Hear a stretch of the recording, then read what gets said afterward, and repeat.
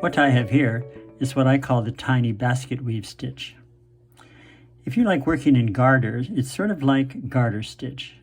But what happens is every fourth stitch is a knit. So these knit stitches come into play and create a little grid that's a bit like a basket weave. It's really fun. And the stitch repeat is 4 plus 3, and the row repeat is 4. And here's how it's done. On the right side, you just knit. So on both the first and the third row, you just knit to the very end of the row. And the pattern is incorporated when working on the second and the fourth row of the four-row repeat. So once again, row 1, just knit. For row 2, we're going to start by knitting 3 stitches.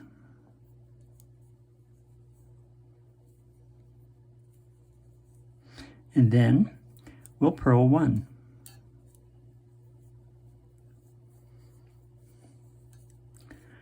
Those 4 stitches is what you will repeat to the last 3 stitches in the row.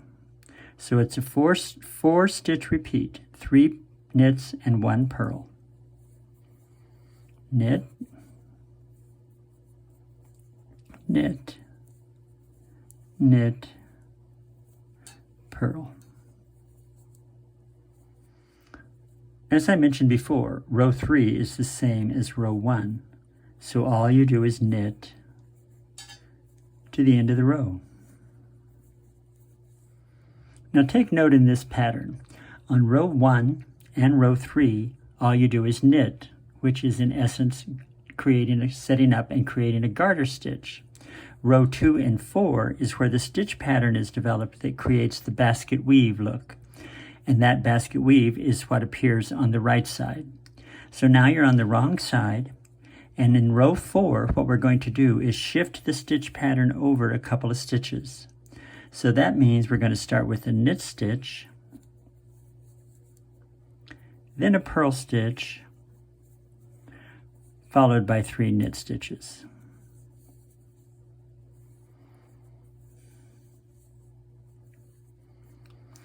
And you'll repeat those 4 stitches till you get to the last 2 stitches in the row. So once again, you're going to purl 1, knit 3.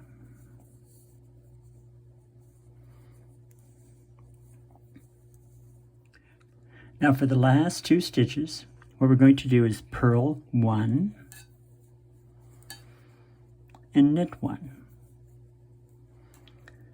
And that completes the 4th row. So once again, here's the tiny basket weave pattern. And in this fabric, you can see that you have dashes of purl stitches and dashes of knit stitches that are weaving in and out of each other, creating the look of a basket weave pattern. So I hope you've enjoyed the video. And now I'd like to show you a design that I created using this stitch technique. And I hope you'll come and visit my website. It's jamescoxknits.com. And while you're there, please sign up for my newsletter, James Knit Notes. Every issue includes a knitting tip. Thanks again.